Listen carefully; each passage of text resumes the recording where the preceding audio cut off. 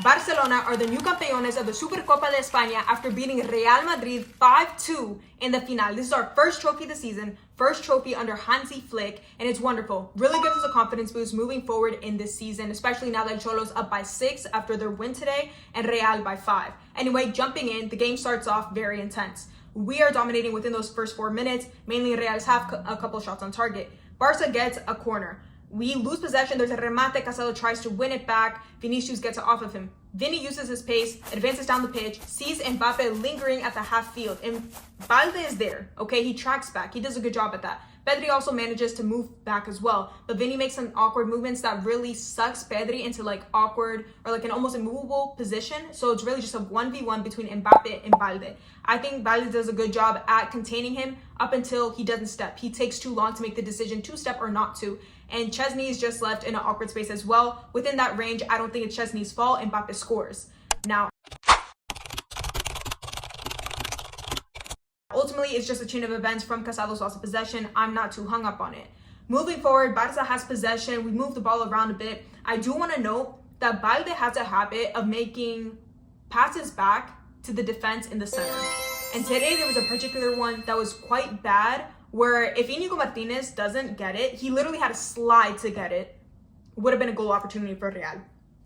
That's not to say Balde had a bad game, as we know that he scored, but it's something worth noting.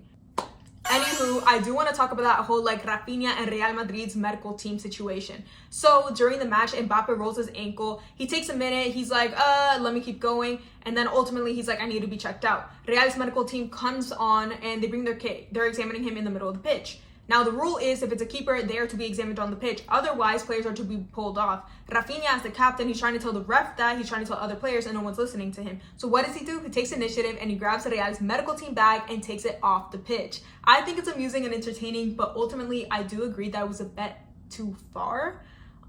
There is a level of professionalism that he should have, and he should be a role model, exemplify that as the captain. So, yeah, I just thought that was something a little funny. But let's talk about how Lamine Yamal ties up this game, okay? Cubarsí has the ball. He plays it off to Koundé, who plays it to Lewandowski, who's in a deeper role. Thus far, I was like, I don't know how I feel about Lewa being so deep because physically, he doesn't have much to offer. He isn't a dynamic player. And with Gavi as that 10, he's forcefully pushed back. But in this situation, he proves me wrong. He shuts me up. He gives an excellent ball to Lamine Yamal, who, let me just say, this kid is phenomenal. What a talent he is. Okay, in general, let me gas him up. Lamine Yamal really plays with the ball. And that may sound stupid, that may sound redundant, but it's something so special because, for instance, if someone gives him a cross and the ball is rolling to the right, Lamine Yamal, when he's on his game, when he's playing with the ball, he's not going to try and move that to the left. He's going to go with the roll of the ball. He's going to do whatever it is that he does following what the ball is doing, okay? I don't know if that makes any sense, but it is so beautiful that he plays, and I'm not saying it's exclusive only to him because many professionals do that, but it's wonderful. Anywho, back to the pass. Lewa gives it off to Lamine. Lamine runs up to it. He takes that extra touch, and then he gently slots it to the base of the far right where Courtois can't reach it. No Real defender can scrape it. It's just a goal. It's a beautiful, wonderful goal. Following that, Inigo Martinez gets some sort of muscle discomfort or cramp, I'm not really sure, and Araujo has to step back onto the pitch. Initially, I was a bit startled because Araujo coming back means that he's moving to the right and Cubarsí is moving to the left. Cubarsí this entire season has played on the right, so I was like, oh, in the middle of the game, like, I don't know if that's going to affect Cubarsí. It didn't, not whatsoever. They didn't miss a step, they didn't miss a beat, whatever you want to call it. It really reminded me of how powerful their dynamic is. It's reminiscent of that whole like Puyol and Piqué dynamic, and I'm not saying bar for bar, but I'm saying it's reminiscent, and I really enjoy seeing them two play together. I want to talk about Gavi and Casado real quick. Them two were so fundamental in the pressure, distribution, and advancement of the ball. I'm going to start with Marc Casado by saying that he's a top 5 player at Barcelona this season. He is a special half of that pivot duo. He's a destroyer while Pedri is a rebuilder. Pedri accentuates, complements him so beautifully and perfectly. And Casado today really shut me up when I said that Jude Bellingham had the potential of changing the match. I called him Real's most threatening player. Casado showed me like, that girl, don't worry about that. And of course, I'm going to mention the phenom that is Pedri Gonzalez, bro. okay? Because not only does he complement Casado so beautifully, but he's just a maestro in himself. He has no sense of urgency. The levels of composure that he has can only be compared to the likes of Iniesta. Not to say that he is Andres, but wow. He is so wonderful. Whenever those like big red alarms are going off in your head, you're just like, he has 3 players on him. He has 4 players on him. He's about to lose the ball. Somehow, Pedri has already scanned the pitch and can move his foot in such an acute way that he manages to get the ball away undisturbed in a beautiful connecting direct pass. Okay, green links all around. Anywho, I'm going to move on to Pablo Gavi now. Because as I said, he was fundamental in that pressure, in that distribution of the ball. The dynamicism that he brings really complements the lack of it from Lewandowski, okay? But also he brings us the goal that breaks that 1-1 tie in a penal from Camavinga. Camavinga fouls him in the box, obviously. Lewandowski takes the penal, scores it, very nice taken pen. Following Rafinha's goal, Gil Manzano allows 9 minutes of extra time in which Alejandro Balde scores his second goal for the Blaugranas. It starts with Lamine Yamal recovering the ball from Barca's own box. From there, he takes it up the pitch a bit and he scans around. He's just like, who do I have? He sees Rafinha on his left. He passes it off. Rafinha uses his pace up into Real's half, and against Valverde, he chops it back. He sees Balde. He passes it off to Balde, and he pockets it into Real's net. What a wonderful goal. That sets up Barca for a 3-goal advantage in the first half, 4-1. We go into halftime with that advantage. Coming back from halftime, Íñigo Martínez gets carded on the bench, reclamando an infracción on Marc Casado. Actually, low-key, I think Íñigo Martínez got the card before Balde's goal. Either way, I don't know, this might be like a me editing thing or whatever. Coming into the second half, Real is low in confidence in their own heads and insecure, which is obvious by the ample space that they now leave on the pitch. Evidently, this leads to Rafinha's second goal, which starts with a recuperation on Casado's part in Barca's own half. He sees Rafinha's movement in Real's half, launches it over, Rafinha controls it, takes it on a solo run, and scores. The score is now 5-1, Barca now at a 4-goal advantage. From there, it gets a bit messy. Chesney gets sent off because he fouls Mbappe. I think it was an obvious red card. I think it was a dumb foul on Chesney's part. However, it's in the past. Like, I'm not gonna like draw on it too bad. Now, I'm not trying to discredit the call because I do believe that was a red card. However, Camavinga in the first half was carded, and then he holds Lamine back by the jersey in a gameplay, interrupting play, whatever you want to call it. I don't know how to describe it. Typically, that would be another yellow card. Okay, 2 yellow cards would get you sent off. He didn't get called like that. So I just thought that was worth noting. But at the end of the day, that was a Chesney red. With Chesney being sent off, that led to the first 2 substitutions of the match. Gavi and Lamine Yamal come off. Olmo and Iñaki Peña are substituted on. From there, Rodrigo scores a free kick in which it was a good kick. However, I do think Iñaki Peña could have saved that. It was on his own post, but we digress. There were 3 opportunities towards the end of the game where I was a little like, shiver me timbers, because I was like, is Real about to score right now? One of them was saved by Rudiger, in which it was in Barca's box, and he like chests or knees it out.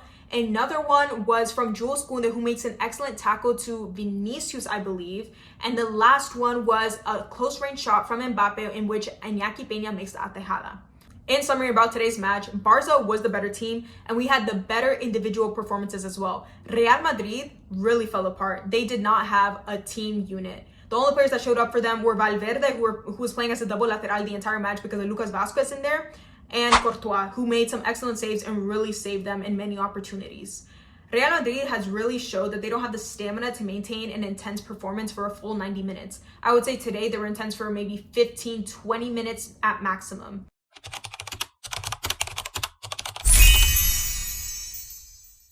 Also, Barca didn't have to defend too deeply because Real can't maintain attacks frequently nor strongly. It's mainly disparos from outside of the box. Like, they can't make cohesive like attacking tactics, if that makes sense.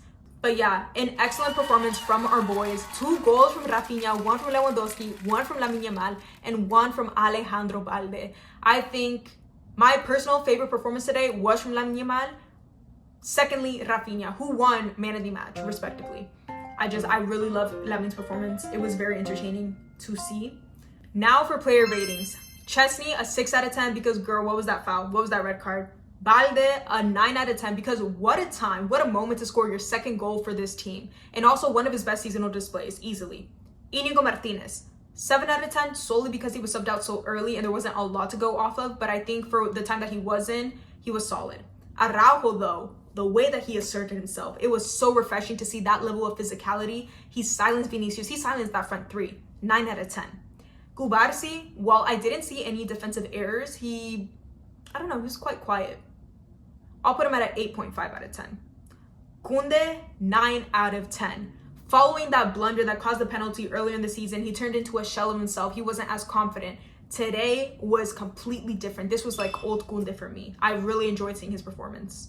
Moving forward, Pedri, 9.5 out of 10. Nothing about his game today disappointed me whatsoever. He even took a couple shots. Casado, 9 out of 10. Again, fundamental in that pressure, in that attack, and distribution of the ball. Gavi, I'm going to put him at an 8.5 out of 10. At times, his touch was a bit heavy, which I think could be improved upon. Aside from that, same thing with Casado, fundamental in the attack, distribution, and pressure. Lamine Yamal, 9.5 out of 10. Gosh, do I love seeing that kid play. He's so entertaining. He's so amusing. Like, he's just good at it. He knows. Okay, Lewandowski, 8.5 out of 10. Scored a goal. I think this was one of his better games within the past, 2 months. Really took him out of his rut, but I think he still lacks a bit of dynamicism, which I know his age, blah blah blah, but I think he could do a bit more. But 8.5 out of 10 is not bad by any means. Now Rafinha, 9.5 out of 10. Doblete, the passion, just everything, the enthusiasm you get out of him, okay? The work rates you get out of Rafinha every single game, week in, week out, except for maybe last match. Yeah. Overall, I'm really, really proud of our boys. I'm really proud of this display, and we really showed them. I think that this victory is worse than the 4-0 victory in the fall. It emphasizes so many different levels of in your face. Like, I don't know, King. I don't know what to tell you, but I just love this game. I love it at the end of the day. It is so entertaining. It brings so much joy to my life. And if you watch this far, thank you. I love you. And genuinely, I love you guys. Like, thank you for all the support on TikTok, on here, on Instagram. And if TikTok really does get banned, well, here we are. I guess subscribe, like, comment. Like, let me know what you guys thought about this game. And you know me, like, I try to answer as many comments as I can, unless you're being weird. Which is like, girl, let's just talk ball. Like, I don't know what to tell you, King. But yeah.